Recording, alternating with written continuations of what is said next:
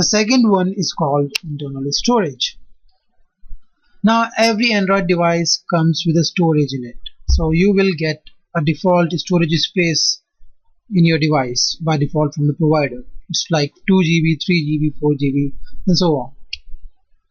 So files saved in the internal storage are private to your application. So whenever you save a file in the internal storage, it is private to your application only, and basically that file gets saved into the data folder inside the package name that you create of your application. So that is always private.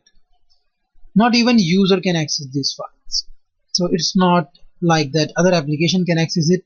Not even the user can see these files, what is saved in it. So that is private data, completely private to your application. You can save that data, and if you don't want your user to see that data, you can save it here in the internal storage. Now there is one thing, when user uninstall the application, these files also gets removed. So you have to be very sure that do you want these files to remain even after uninstalling your application.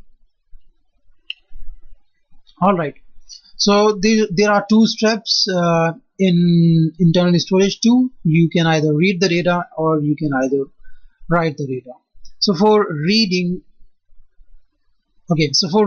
you need a file input stream and a reader, and here you will write file input stream FIS open file input. Here you will provide the file name in which you want to save or in which you want to read, and after that we are using input stream reader, a buffer reader, and then we are reading the data line by line.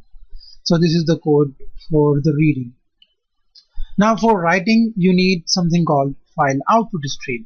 So that is completely opposite of file input stream, as the name suggests, and again you use the same method, open file output. This is important, so you have to remember open file output, open file input. Alright, so these two methods, and you provide the file name, and after that you will write whatever data you want to write in this file, the file name, and lastly you close the output stream. This is important. When you are done with the input or output stream, you are supposed to close it. We haven't closed the file input stream here, but we will in the tutorial. So let's see the internal storage example. Let's see how we can do this. Okay, so for this one I will be creating a new activity. I will go to new Java class activity, and this will be again a blank activity, and I will name it internal storage activity. Okay, and IDE error occurred, no problem. Okay, now you want to make this activity as the default activity when you open your application. So what you can do for that, you can go to the manifest file and you can copy these intent filters from here to internal storage activity. So when you create a new activity through this wizard, what you will get these activity tags in the manifest file, which you don't know maybe. So these are important. If your activity is not mentioned here, it will not work. Now we don't need the activity main, but we need the content from it.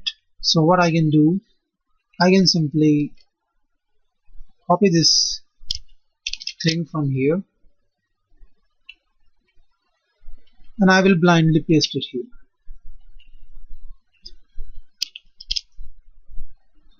Just I will do one thing, show preferences button, save internal. I will change the IDs, button load internal,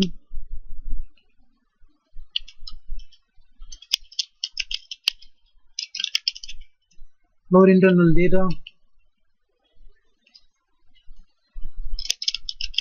save internal data, and we will try to make this one a little more exciting. We will use an edit text here. So a plain text will help us. Let me just put it here, make it full screen, and this guy can move a little bit down, right? And you can come a little down too. Now this edit text will have ED data, and we need a hint for this guy, so I will enter one hint. Oops. Enter your data here. Alright, so we will save, we will load, and we will do one more thing here that will help you in your future development, and that is making utility classes. Now I will create a new singleton, file operations helper, I can name it, and a singleton. Alright, so what does this file do? What is this singleton? Just maybe you have seen it in some code or in some application. Now there's one thing, that this is a singleton file. And what do you mean by singleton? That only one instance of this file can be accessed at a time. So now here it is returning the instance directly, but what I will do, I will write some lazy loading in it. Our instance equals to new file operations helper. Okay, if our instance is not null, what I'm writing, oh my god. Okay, if your instance is null, then only we will initialize our instance to new file operations helper, and then we will return the instance.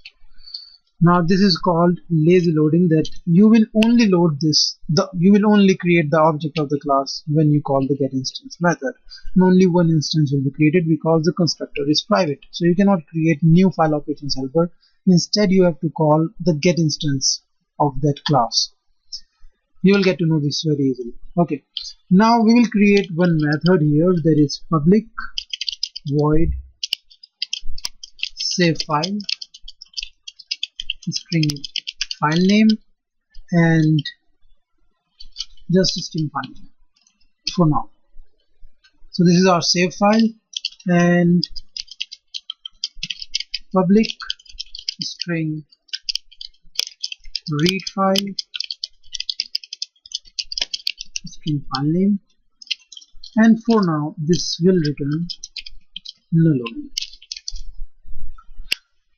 Alright, so this is our internal storage activity. Let me just go back to main activity and let me just copy these guys so that I can reuse them a little. Okay, so TV data is now TV data again. Yep, and this was load preference. Now this is load internal.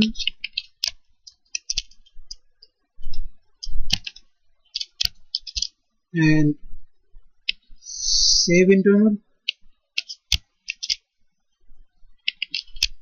save internal now, and lastly we have one edit text. So et data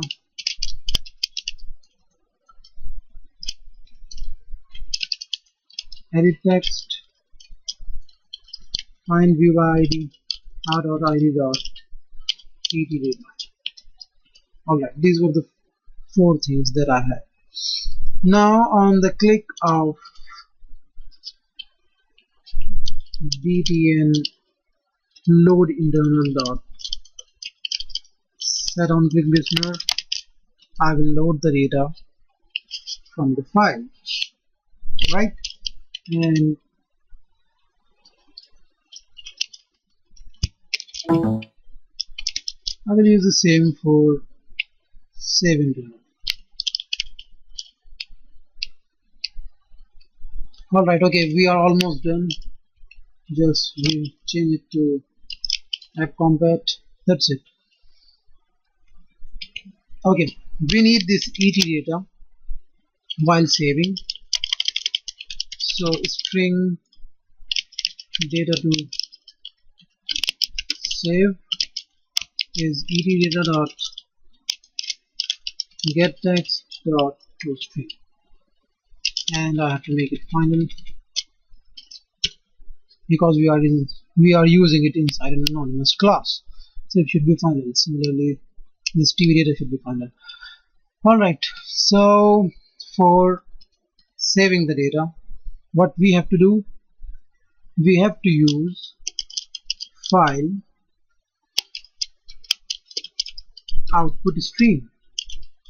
File output stream equals to open file output, and here you will provide the file name, right? But what we will do, we will not be writing all of this code here in the activity. Instead, we will be writing all of this code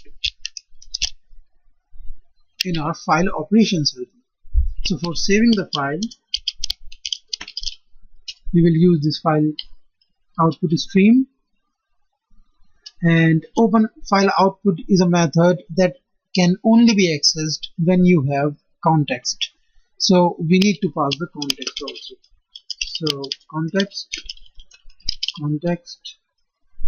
hold enter, and we have to make it context.file output, and the file name is here already.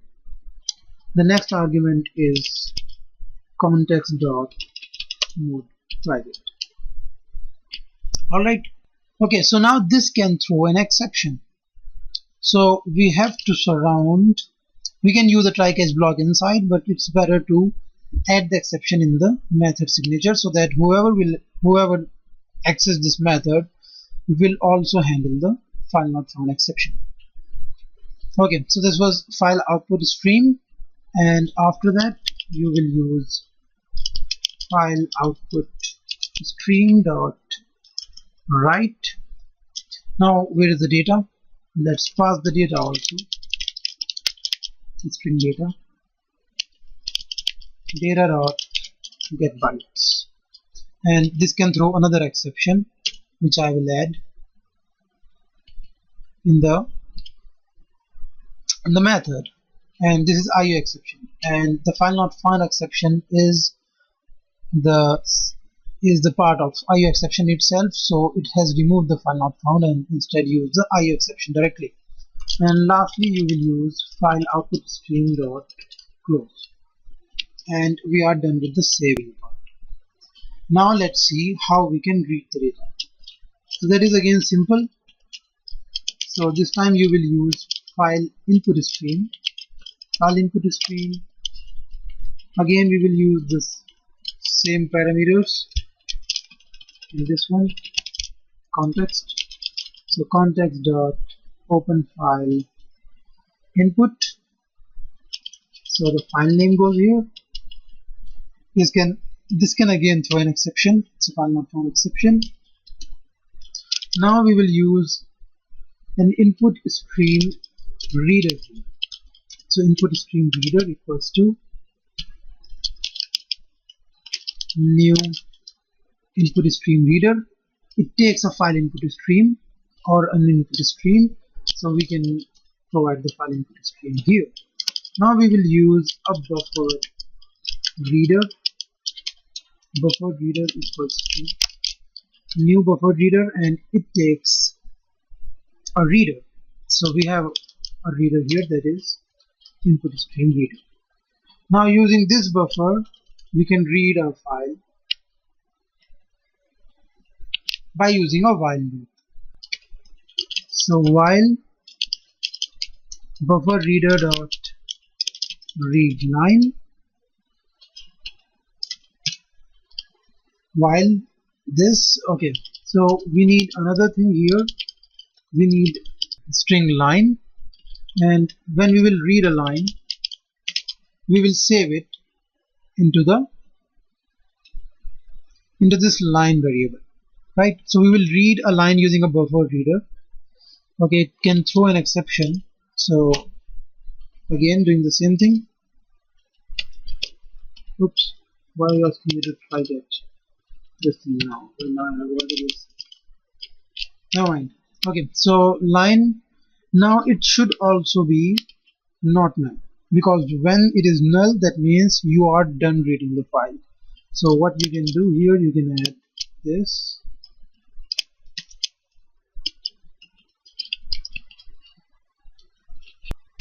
Okay, when it is not null, then you will only be reading the file.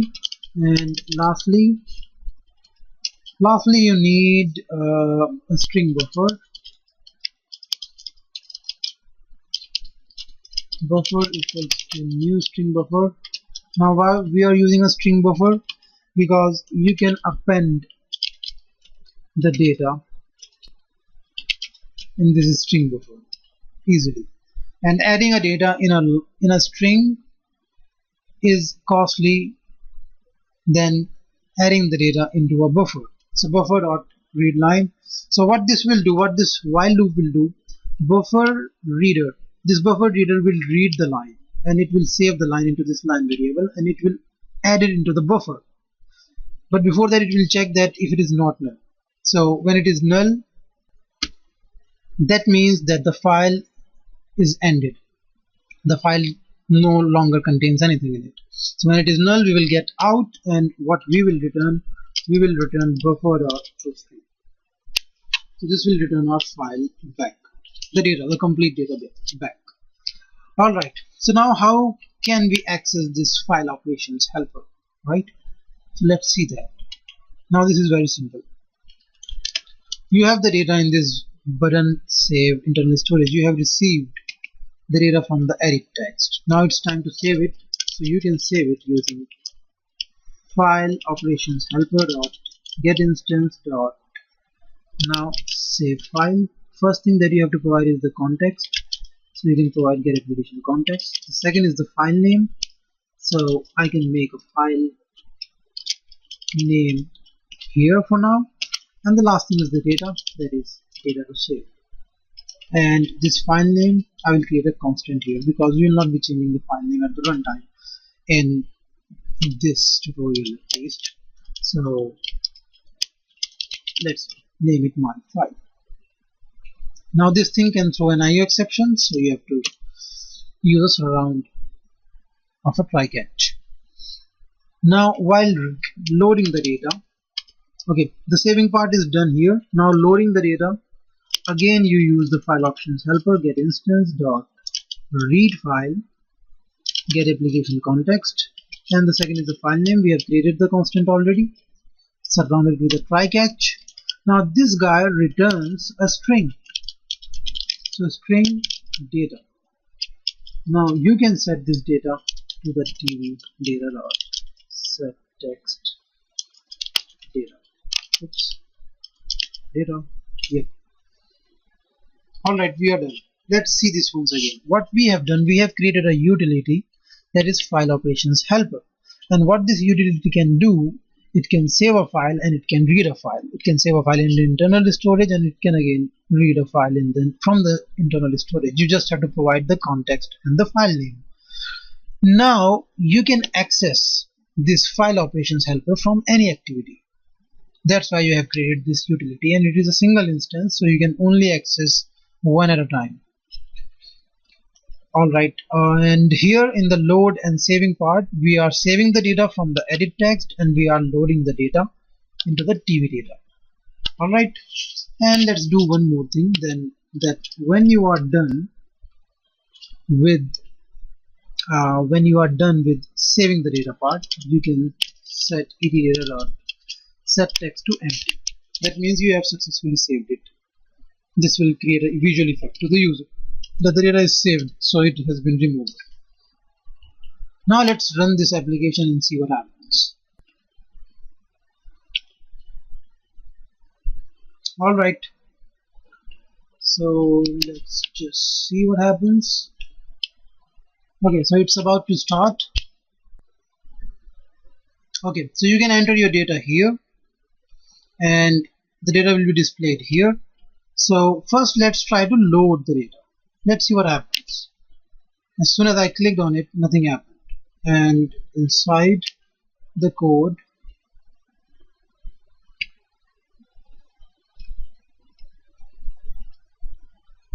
I have received a file not found exception which I have cached.